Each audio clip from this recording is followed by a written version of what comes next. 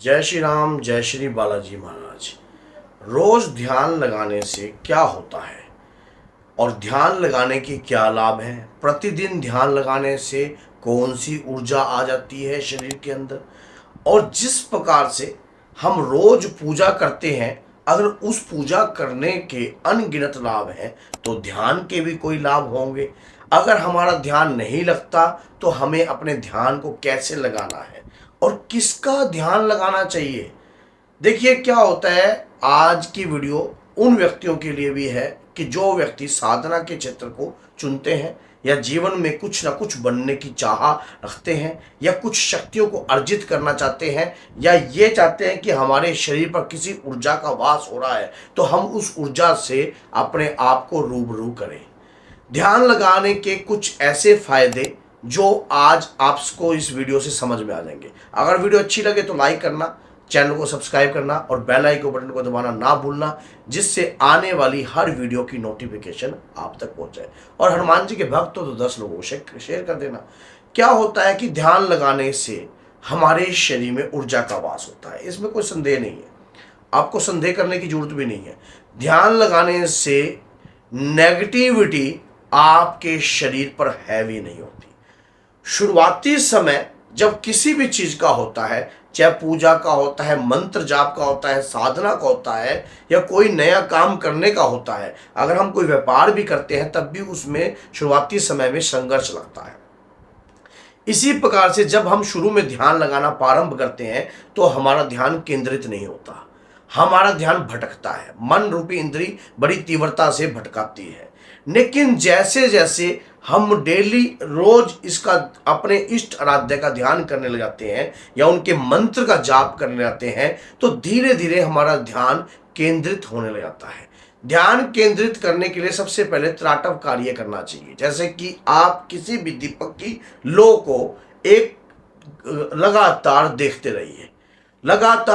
रहिए और अपने शरीर के सांस को संतुलित कीजिए, बैलेंस बनाने की कोशिश कीजिए। आंख बंद कीजिए, मन रूपी इंद्री भटक रही है तो उसको कंट्रोल करके लाना भी आपका ही काम है। धीरे पहला दिन जब आप करोगे, दूसरा दिन आप करोगे, क्या पता 10 दिन तक भी आपका माइंड जो है भटक जाए, लेकिन कुछ समय बाद आपको अच्छा लगने लग जाएगा, ध्यान केंद्रित होने लग जाएगा। धीरे धीरे आपका त्राटक ऊर्जा बढ़ेगी और आपकी पलकें झपकने लग जाएंगी। जब पलकें झपकने लग जाएंगी तो समझ लेना अब आपका ध्यान जो है केंद्रित होने लग गया है। और आप अपने इष्ट का, आपने देखा होगा भगवान शिव किसका ध्यान करते हैं? भगवान शिव हर वक्त ध्यान में रहते हैं, तो कहीं कि कौन सा ऐसा देव है जिसका वो ध्यान करते हैं? श्री हरि विष्णु का।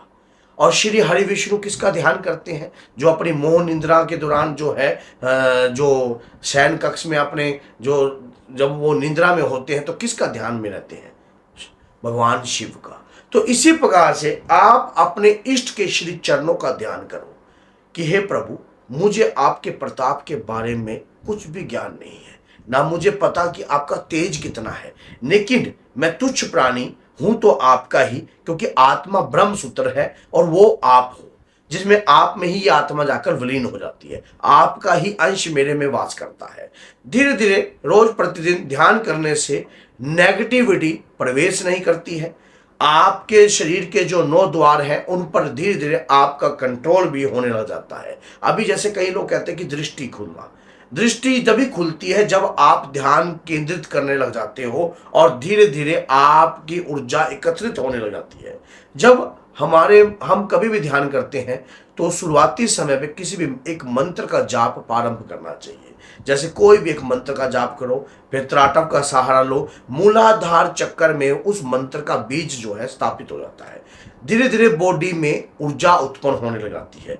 ऊर्जा उत्पन्न होती है तो ध्यान केंद्रित होने लग जाता है, शरीर की सुन्न होने लग जाता है। कई बार शरीर पर रोंगटे खड़े होने लग जाते हैं, कई बार भय भी लगने लग जाता है। वैसे तो ध्यान लगाने का कौन सा समय सबसे उचित है? ध्यान लगाने का सबसे उचित समय जो है वो ब्रह्म मुहूर्त है। सुबह 4 बजे, जो 3 बजे से लेकर 5 बजे और 6 बजे का जो समय है सूर्य उदय से पहले का, ये बहुत ही पावरफुल है।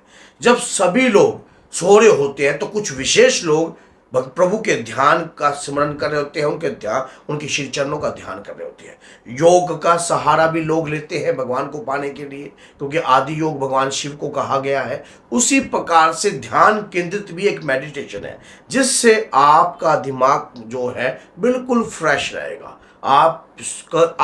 आप रोज ध्यान लगाते हो, पता है आपको? शायद आप इस बात को जानते नहीं है। क्या आपको लगता है मैं मजाक कर रहा हूं? नहीं, आप रोज ध्यान लगाते हो। याद करो, जब आप सोने के लिए जाते हो तो कुछ क्षण तक आपकी चेतना जागृत होती है, आप सब कुछ सोच रहे होते हो, सब कुछ जान रहे होते हो। थोड़े समय बाद आप बिल्कुल ऐसा ध्यान में चले जाते हो कि उस वक्त आपको कोई हाथ लगाए तब भी आप उठोगे नहीं।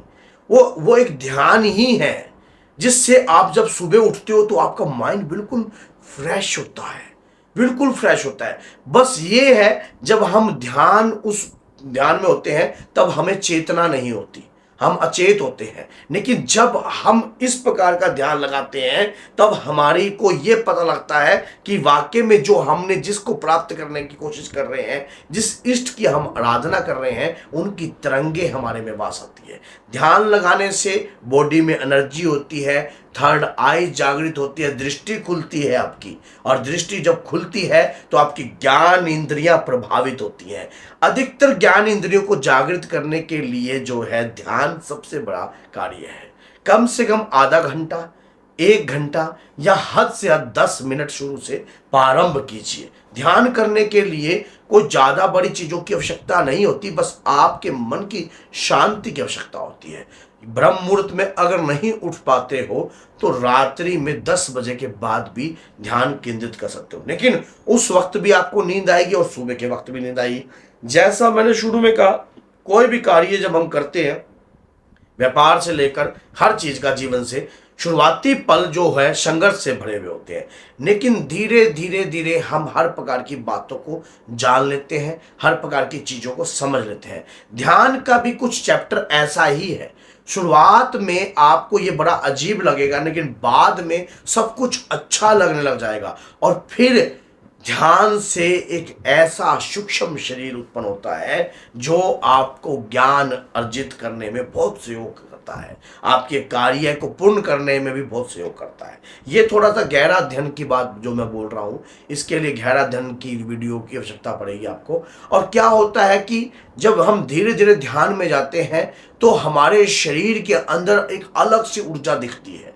वो ऊर्जा वही व्यक्ति महसूस कर सकता है जो ध्यान करता है, या जो स्पिरिचुअल से जुड़ा हुआ है, जो भक्ति पूजा पाठ करता है। वो व्यक्ति आपकी एनर्जी को महसूस कर सकता है, और जिससे नकारात्मकता आपके शरीर को झेल नहीं सकती, क्योंकि आप दुनिया से हटकर जो कार्य कर रहे हो, दुनिया से हटकर अगर कार्य कर रहे हो तो आप विशेष जरूर होगे, आपके अंदर ऊर्जा जरूर उत्पन्न होगी। और ध्यान करना सुबह सुबह 3 बजे से लेकर 5 बजे का विषय बहुत ही औखा है, बहुत ही मुमकिन ही नामुमकिन है, लेकिन कई लोगों के लिए तो बहुत कुछ मुमकिन है। सुबह का जब ब्रह्म मुहूर्त में प्राण वायु का वास होता है, उस वक्त जब ध्यान हम करते हैं, हमारे शरीर में अलग सी ऊर्जा का अनुभव हमें महसूस होगा। ध्यान करने से बहुत अनगिनत लाभ है, अनगिनत। ज्ञान इंद्रियों को जागृत करने के लिए ध्यान सबसे बड़ी कार्य है।